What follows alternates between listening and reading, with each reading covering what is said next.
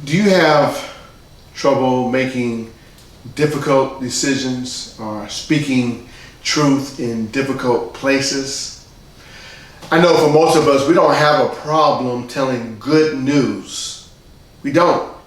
We can tell somebody how great they are. We can tell somebody how well they've done. We can tell somebody how great they are. They have a great future in front of them. We can tell the good news, but the question is, can we tell the bad news? Can we tell the truth when the news is bad? Can we preach doom if that's what God calls us to do? Can you tell your mother something that she may not want to hear, but it's the truth? Can you tell your sister, your brother? Can you tell your spouse? Can you tell your children the truth even when it's not good news? As Christians, we're called to share the gospel, the good news. And the good news involves good news and there's bad news. A lot of times when we share the gospel, we tell everything about the good news and we say very little, if anything, about the bad news. And sometimes God calls us to share the bad news. And my question for you this morning is, if God calls you to share the bad news, can you do it? I know you can share the good news, but can you share the bad news? Today we're going to find somebody that God has called, Jeremiah, not to share the good news, but he's been called to share the bad news. Let's see what he does.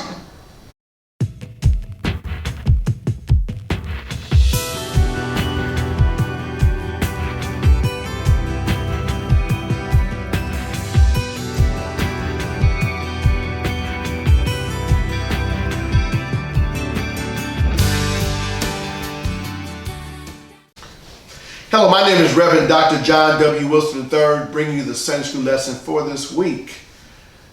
We are going to have a fantastic Sunday School lesson. The title of the lesson is called Preaching Doom. It comes from Jeremiah chapter 38, and it's going to be verses 14 through 23. Preaching Doom. But before we get into this lesson, I want to just ask for your help. I would like for this lesson to reach as many people as possible. Especially if you like this lesson. I want you to share it, I want you to like it, and I want you to subscribe to the YouTube channel. So, that's what I want you to do. I need your help. I need your help to let this reach as many people as possible. I want to thank you in advance. So let's get into our lesson, this exciting lesson.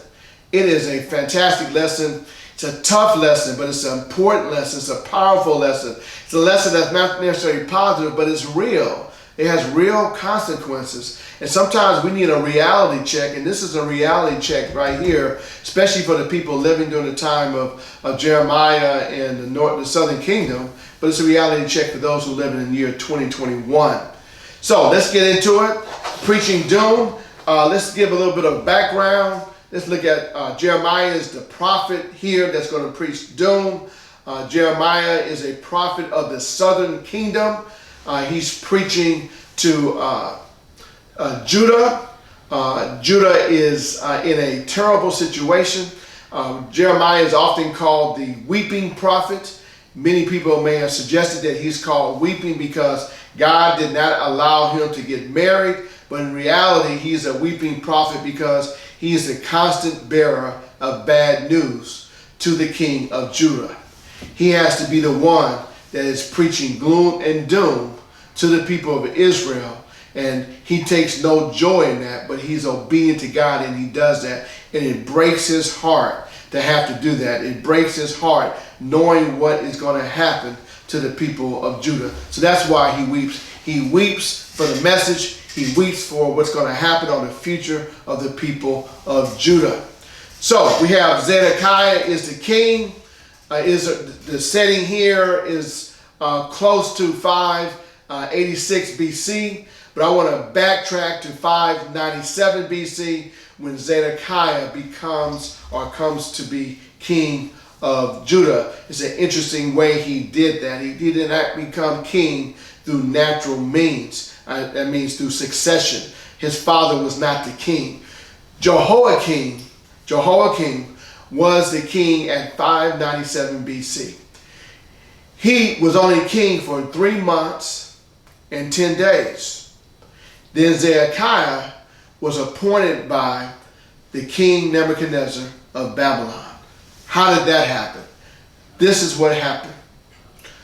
In the 3 months and 10 days that Jehoiakim was the king of Judah, Judah was laid siege upon by the Babylonians and King Nebuchadnezzar. If you have to remember, King Nebuchadnezzar, they were the world power at that time. They had defeated the Assyrian army, who was the world power. They were now in power. And as we know, sometimes when you're living bad or you're in a nation that has evil kings, God raises up other nations to punish or chastise you. So the backdrop of this is that Zedekiah was an evil king, and for the 3 months and 10 days that Jehoiakim was a king, the Bible says he was an evil king. And as we know, Israel had a lineage, Israel had a long lineage of evil kings. There were very few righteous kings. There were an amazing number of evil kings. And they were doing idol worship, and God had sent prophets to tell them not to do this, to get right, to get right. They never got right, evil king after evil king. And now this is their judgment. This is the backdrop. This is what's happening. This is what has prompted God's action. He has run out of patience. Evil king after evil king. Idol worship after idol worship. False prophet after false prophet. And God says this is enough. So he raises up King Nebuchadnezzar as a world power. That world power lays siege upon Jerusalem. Jehoiakim is taken away in captivity. Even before that, well, not before that, but he's taken away. And when he's taken away in this first wave, he takes away 10,000 individuals. And including that individual is Daniel and his friends. So Jehoiakim is taken away to Babylon, along with Daniel, along with 10,000 other people, including 7,000 men of valor. So Nebuchadnezzar is very smart and very astute in what he does. What he does is this. He takes away the army of Judah, so no longer can they really defend themselves. 7,000 men of valor. He takes the best politicians. He takes the wisest people. He takes the smartest people, the most gifted people. He takes those who are most capable of fighting and deports them back to Babylon. And so now Judah is really left without anybody that can really help them, because all the best of the best have been taken away, including their king. And then what Nebuchadnezzar does in 597 BC, takes Joachim, and then he appoints his own king to be over Judah. And that's how Zedekiah becomes king of Judah, or king of Israel. He's an appointee of Nebuchadnezzar. And that's what happened. He reigned for the next 11 years. His reign ends in 586 BC. And and we're going to find out why. In reality, he's going to rebel against the king. And that's going to be the last thing that he ever does. And the most thing, or the greatest thing, that he regrets. So he becomes a vassal nation. He becomes a nation that pays a tribute to the king. And so instead of Nebuchadnezzar coming and just conquering this nation of Judah, meaning that occupying it, or meaning just taking it completely away, he makes it into a vassal nation, and he receives on a monthly amount or annual amount large sums of gold and silver and jewels from the people of Israel. It's like a taxation on them, but it's an oppressive tax. It's one that creates a significant burden on the people, keeps them poor, keeps them in poverty, and just this hurts them tremendously. And so sometime during this 11 years, Zedekiah gets tired of it, and so he mounts a rebellion against Babylon, a rebellion against Nebuchadnezzar. And so that rebellion is going to be very costly, because King Nebuchadnezzar is not going to stand for that. They're still the world power, and they do not stand for that. And so he surrounds the city of Jerusalem. They cannot go in and out. He creates a famine for them. He creates a hardship for them. Zedekiah is going to listen to his advisors. They're going to tell him to fight. We can win the battle. They're going to tell them they're pro-Egyptian. They're going to tell them you need to make an alignment with the Egyptians and fight them. Jeremiah is going to tell them, no, you need to surrender and you need to obey God, because this is what God is saying. And if you obey God, you will at least live, and this great city will not be destroyed. So that's the dilemma that he is. Who do I listen to? Do I listen to the naysayer? Or do I listen to people that's going to kind of tell me what I want to hear, or what I would like to hear, or what I hope will happen? Or I'm going to listen to someone who professes to be from God and says you need to obey God and you need to surrender to the people of the Babylon, and that's Nebuchadnezzar. So that's the situation there. So what do? What's happening? Let's look at chapter 27. And we're going to read some verses. That's going to tell us a little backdrop on what's happening. The setting is Zedekiah is in a difficult situation. He's rebelled against Nebuchadnezzar. Nebuchadnezzar has not backed down. They are getting ready to fight Jerusalem, come against them. And now he has to make a decision of whether they should fight or not, or surrender or not. And he's in a tight jam. Okay? So, in the beginning of the reign of Zedekiah, okay? All right? The son of Josiah, in the beginning, that'll be 597, somewhere near there. Okay? And also this happened during the 8th year of Nebuchadnezzar as king. Okay? So, the beginning of the reign of Zedekiah, the son of Josiah, the king of Judah, this word came to Jeremiah from the Lord. Okay? Thus the Lord said to me, make yourself straps of yoke bars and put them on your neck. Okay, so he's going to send a terrible message, a doom message. Send word to the king of Edom, the king of Moab, the king of the sons of Ammon, the king of Tyre, the king of Sidon, by the hands of the envoys who have come to Jerusalem to Zedekiah, king of Judah. Give them this charge for their masters. Okay, this is a message that he's going to say to King Zedekiah.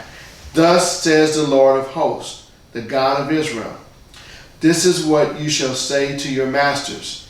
It is I who, by the great power and my outstretched arm, have made the earth with the men and animals that are on it, and I give it to whomever it seems right to me.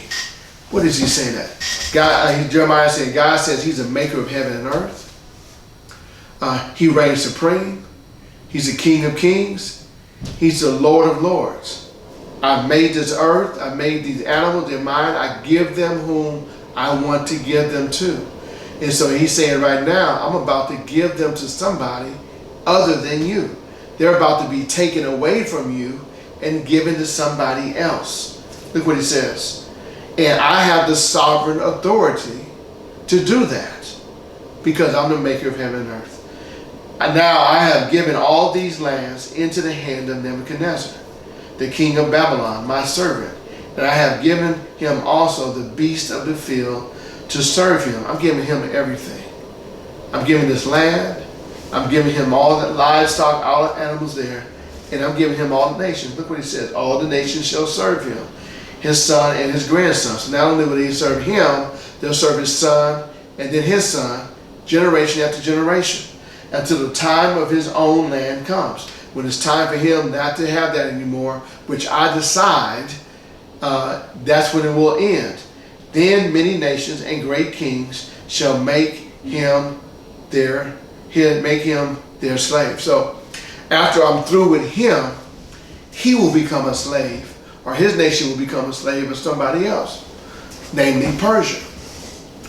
So you see, what happens here is that what God often does, when he punishes a nation, raises up an evil nation to punish the Jews. Then he holds them accountable for all the wrong thing they're doing, and he raises up another evil nation, maybe one more evil than them, to punish them. And so Israel, for their evil doing, is being punished by an evil nation.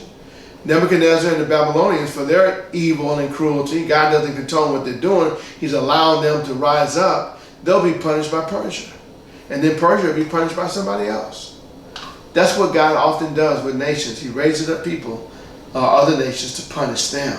And so this is what's going to happen to them. Okay? So that many nations and great shall make them a slave. They'll become a slave. Look what he says here. Okay? He wants them to surrender. But if any nation or kingdom will not serve this Nebuchadnezzar, king of Babylon, and put his neck under the yoke of the king of Babylon, become some servant, become a slave, okay, I will punish that nation with the sword. I mean, people will die. War will happen. With famine, people will starve to death. With pestilence, diseases will come about, declares the Lord, until I have consumed it by his hand. Okay? So I will, if you don't surrender voluntarily, I will make you surrender by force. Do not listen to your prophets. Okay? Don't listen to those false prophets. Your divination. Don't listen to divination. Okay? Don't listen to your dreamers, your fortune tellers, your sorcerers, who are saying to you, you shall not serve the king of Babylon. Don't listen to those people who are not of God. And this gives an indication of the evilness and corruption of Zedekiah, who he had around himself. He had sorcerers behind him. He had fortune tellers. He listened to them. He listened to dreamers, people who had false visions. He listened to false prophets. Look at him. He's an evil king. He was evil. Jehoiakim was evil. And surrounded himself around evil people. How can you be blessed or make a right decision when you're surrounded around evil people? It just can't happen. That lets you know that he is in some serious trouble. He's getting some bad advice. That lets you know the state of his mind, his spirituality, and the spirituality of the people in Judah. Okay? So he says here, he says, they're telling him, do not serve the king of Babylon. But God is telling him, you serve the king of Babylon. You put yourself under his yoke. You make yourself subservient to him. He says, look what he says, for it is a lie that they are prophesying to you, with the result that you will be removed far from your land. If you follow him and do what they're telling you to do, they are telling you a lie. You are believing a lie, and the result will be that you will be removed far from the land. You will be taken out of Judah, out of Israel, and taken back to Babylon. And I will drive you out, and you will perish, meaning that I'm ordaining this. I am allowing this to happen. And if you don't subject yourself to him or to Nebuchadnezzar or to Babylonians, you're really going against me. You're really rebelling against me, because I will be using them to drive you out, and using them, and you will perish. Okay? So it's God doing this. But any nation that will bring its neck under the yoke of the king of Babylon and serve him, if you obey me, okay, it's conditional. If you do this, I will do that. Okay? It's an imperative. I will leave on his own land to work and dwell there, declares the Lord. I will leave on his own land to work and dwell there. Okay? Declares the Lord. If you obey me, I'll allow you to stay here. I'll allow you to work on there. I'll allow you to be there.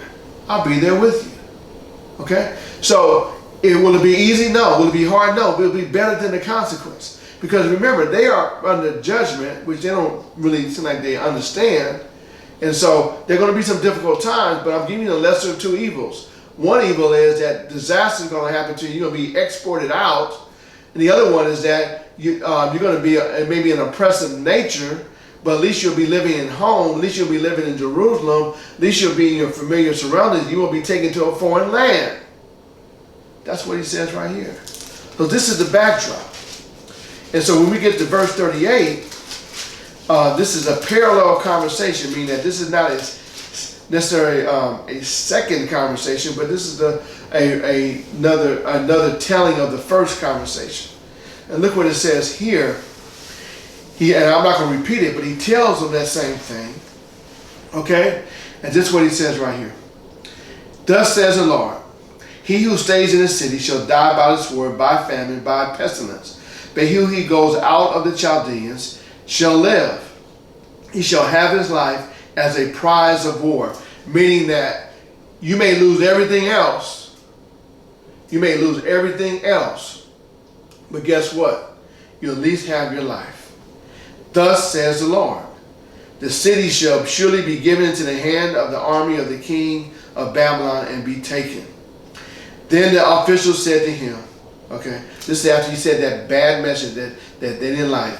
Let this man be put to death, for he is weakening the hands of the soldiers who are left in the city. So, told them a message they didn't like, that they need to surrender. If they didn't surrender, bad things were going to happen. Okay? So they say, let's put this man to death, for he is weakening the hands of the soldiers who are left in the city. He's discouraging them. He's breaking down the morale. He's making them not want to fight. They will not be confident soldiers. In the hands of the people, and spreading to the people also. By speaking such words to them, this man is not seeking the welfare of the people. He's not doing this for the benefit of the people, but their harm. He's trying to hurt your people, King. He's trying to harm people. King Zedekiah says, behold, he is in your hands. Turns on him. Behold, he is in your hands. For the king cannot do nothing against you. You done said too much.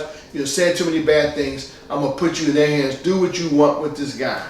So they took Jeremiah and they cast him into the cistern of the king's son, which was in the court of the guard, letting Jeremiah down by the ropes. And there was no water in the cistern, but only mud, and Jeremiah sank in the sun. What happened here? They took him away. King said, take him away. I wash my hands of him. Do what you want to do with him. They took him in a cistern. No water, no food. Mud on the ground. They put him down there by a rope. Feet sunk to the ground. They left him there to die of thirst and to starve to death. They were putting a death sentence on him. A cruel way to die. Because they said he meant not for the welfare of the people, but he meant to do them harm. But we have an Ethiopian that comes, a eunuch that was in the king's house. He's one of the people, there's only two people that the Bible mentions that ever got served under Jeremiah's ministry. Okay? This scribe was one, this eunuch was another one. Okay? But yeah, that's why they call him a weeping prophet. He preached gloom and doom. Nobody got saved. Nobody repented. Okay? So when this eunuch hears about this, and he goes to the king and tells the king that he has done wrong. You have made a mistake for putting this man in their hand. They have put him in a cistern, and if we don't get him out soon, he's going to die. He's going to die of thirst. He's going to die of famine. That's wrong. You should not do this. There's no bread left in the city to feed him. He'll die of hunger. And so the king said, go get 30 men with you from here and lift Jeremiah, the prophet, out of the cistern before he dies. He must have been there for quite a while. Okay? So the Ethiopian does this. Okay? Goes to the king's wardrobe, pulls out some garments, ties them in knots, goes to where Jeremiah is, and then pulls them up by these rags, by these clothes. Okay? So, and they drew Jeremiah up with the ropes and lifted him up out of the cistern, and Jeremiah remained in the court of the guard. I don't know if he was still arrested or what happened, but he's probably still arrested. Now we're in our passage. King Zedekiah sent for Jeremiah, the prophet, and received him at the third entrance of the temple. Meaning that Zedekiah sends for Jeremiah, and he allows him to go through a back door, a door that only the king really knows about, a private entrance of the king, so nobody else would see him. Remember, he's under a lot of pressure. One set of advisors are telling him this, Jeremiah is telling him that, and he's in a tough bind, so now he wants to really talk to him on a private basis here. Okay? The king said to Jeremiah, I will ask you a question. Hide nothing from me. Meaning, I'm going to ask you a question. Tell me the absolute truth. Do not hide anything from me. Has anybody ever come to you and say, I'm going to ask you a question. hide nothing from me. Tell me how you really feel. Tell me what you really mean. And then they don't really want you to tell them how they really mean, or they get mad at what you say, or they hear what you say and they go do something totally opposite. Well, this is what's going to happen here. When somebody asks you that, they kind of want you to agree with them, but in this case, it's not going to happen here. So it says right here, hide nothing from me. Jeremiah said to Zedekiah, if I tell you, you will not surely put me to death. See what happened was, last time he told the truth, he ended up in a cistern with muddy feet, stinking, about ready to die if he had not been saved or rescued by that Ethiopian eunuch. He said, you're going to put me to death if I tell you the truth again. I don't want to tell you anything. I don't want to go by this. I don't have to tell you anything. He said, if I give you counsel, will you not listen to me? You didn't listen to me last time. Why are you going to listen to me this time? Okay? Then King Zedekiah swore secretly to Jeremiah. He swore secretly. That's the dangerous thing. Somebody swears secretly. Somebody swears, you want them to do it publicly in front of witnesses, not just between that person and that person. That means they're hiding something. They don't want somebody else to know. It said, as the Lord lives, who made our souls, I will not put you to death or deliver you into the hands of these men who seek your life. I'm telling you something secretly. What does that mean? I don't want anybody else to know. But you can believe me, that's a shady deal right there. The Bible says, then Jeremiah says to Zedekiah, thus says the Lord, the God of hosts, the God of Israel. Okay, fancy. If you will surrender to the officials of the king of Babylon, then your life shall be spared. Okay? If he surrenders, your life will be spared. This is what he said before. And the city shall not be burned with fire. This is what he said before. Sometimes people that don't want to hear the truth, that can't handle the truth, or can't handle a negative message, they want you to tell you over and over. And each time they go to you, they're hoping that you change the story or say something different. But Jeremiah is not doing that. Jeremiah is a righteous man. He's a strong man. He fears God more than he fears people. He's running at risk telling this man something, and the man don't like it. The man can put him to death, but he's going to tell him the truth anyway. And we have to do the same thing when somebody comes to us and asks us. We have got to tell them the truth. I'm not talking about being mean, cruel, and harsh and uncaring, but find a way to be clear, to be gracious, to be merciful, to be gentle, but tell them the truth and don't leave out anything. If they don't need to be dating this person, make sure you tell them in a way. If they have a marriage that they're struggling, they need to work it out. Tell them they need to work it out. Something they're doing wrong, tell them they're doing something wrong. If they want to borrow money from you, tell them they need to handle their money better and tell them how. Okay? Sometimes you got to tell the bad news. You got to tell the hard truth. And the hard truth is what sets them free if they listen.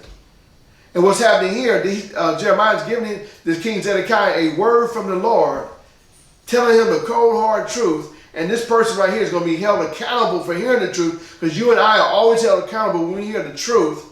And now he's going to have to make a decision, and God's going to hold him accountable for whatever decision he makes. Just like he holds us accountable for whatever decision we make, especially when we do it in the face of truth and not ignorance. Okay? So he said, it will be burned with fire, and you and your house shall live. Okay, it says your city will not be burned, and you and your house shall live. Everybody in your household will live. They say live well, but they'll have their life.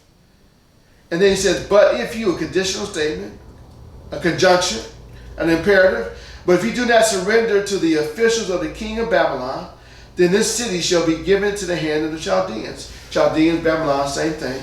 Called Chaldeans before they were called Babylons. Okay? If you don't surrender, guess what? This land will be given into the hands of the Chaldeans. Now you would have lost.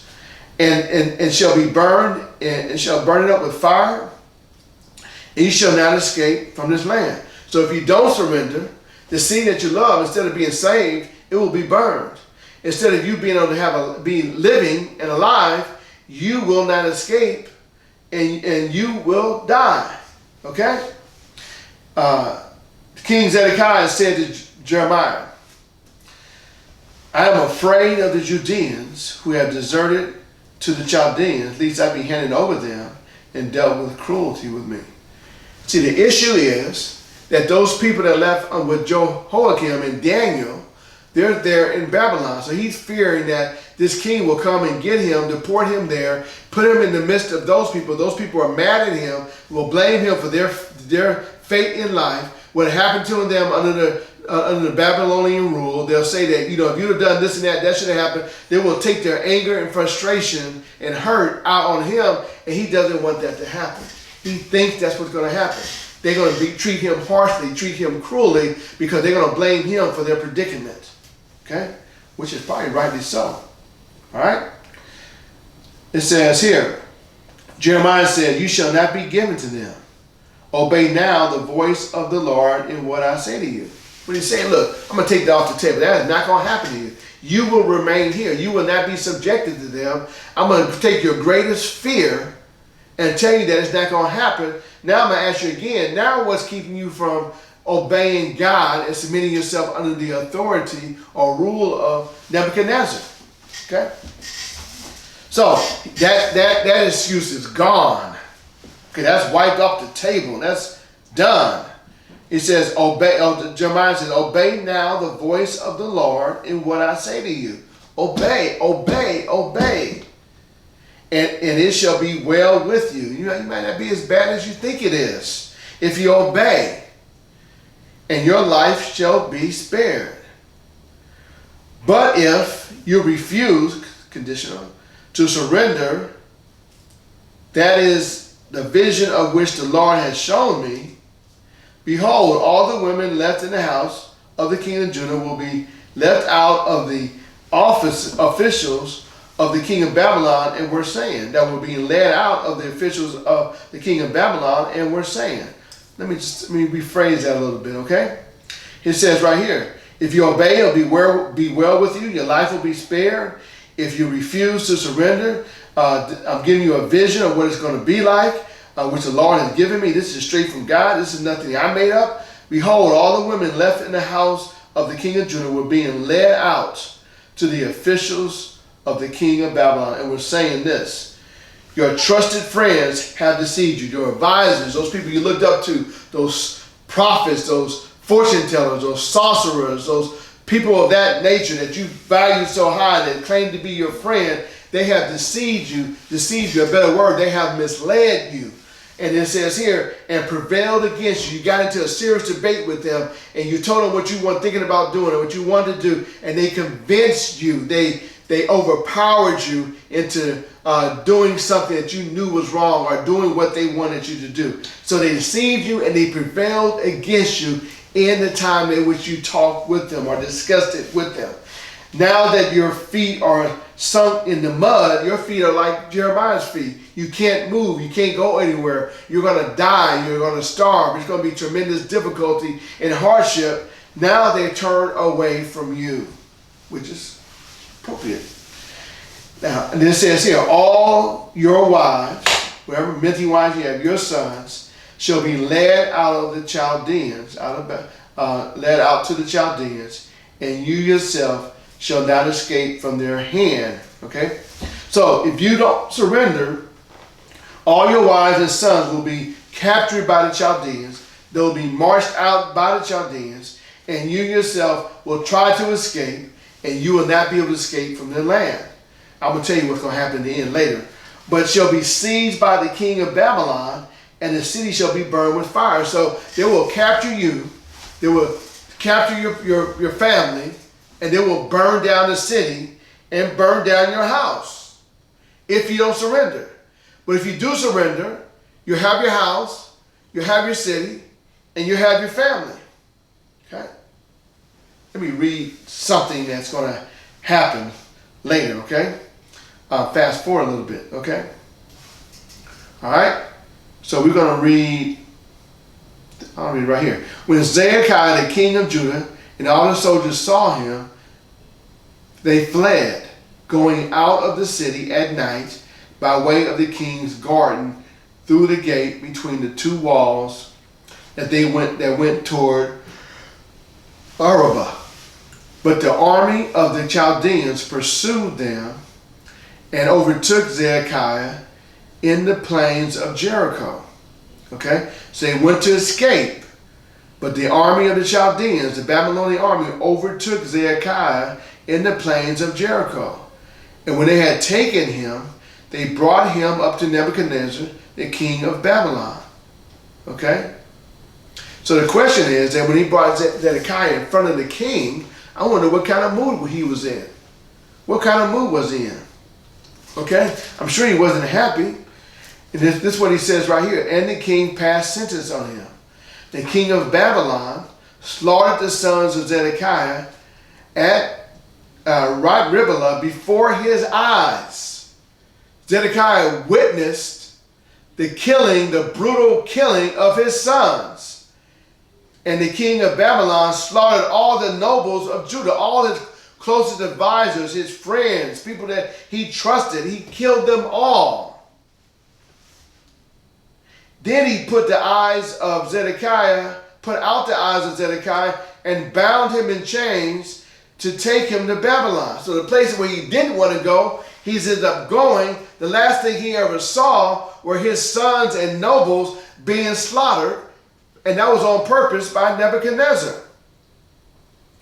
Then the Chaldeans burned the king's house and the house of the people and broke down the walls of Jerusalem. They went in there and then they killed all the houses and burned and destroyed the wall. You remember Nehemiah had to collect money and work to rebuild the wall around Jerusalem. And then Haggai had to rebuild the temple. Well, guess who destroyed the temple and the wall was Nebuchadnezzar, the king of Babylon. Okay? Tried to humiliate them, devastate them, make them pay for going against them. Then Nebuchadnezzar, the captain of the guard, carried into exile to Babylon the rest of the people who were left in the city. Just took everybody else. Those who had deserted to him and the people who remained. Nebuchadnezzar, the captain of the guard, left in the land of Judah some of the poor people who owned nothing and gave them vineyards and fields at the same time. So he leaves the poorest of the poor, the people who cannot do anything, but continues to take the best of the best. That's what he's doing, taking the best of the best. So what do we learn from this? What do we gather from this? Even when there will come times in life we have to decide who we're going to obey. It's easy to obey God when everything's going well. It's hard to obey God when things are not going well. Okay? It's easy to obey God when we're preaching good news. It's difficult to obey God when we got to preach a gloom and doom message. When we have to share the gospel maybe to the good news and the bad news, okay? To a family member. We may not want to do that, but God is called to do that. The gospel has good news and it has bad news. Maybe God is telling us to have some kind of corrective action against someone we love. Or maybe it's a friend. Maybe it's our spouse. Or maybe it's somebody at work and we don't like that. We don't want to do it, but God is calling us to speak the truth. Or maybe God is telling us, I know you got an evil king or evil boss at work. I'm asking you to subject yourself under there because that's where I want you to be, and it will be well with you. It will be difficult, but it will be well with you. Because the alternative is to quit. I might have you out of a job for 2 years and you're going to wish you had that job. Maybe God is telling you to stay in that marriage instead of divorce, because if you divorce, it's going to be a long time before you marry again. I'd rather you stay in this marriage and try to work it out. Maybe God is telling you that. Put yourself under somebody that he's not treating you right. No, he's not the best husband, but this is where I want you to be right now. This is what I think for you, because if you disobey me, something bad's going to happen to you. You're going to be a lonely person. You'll be a lonely person. So maybe God is telling you to go under somebody that you don't like. Maybe just to purify you, to test you, to refine you. Maybe he's doing that. That's probably what the reason is. Okay?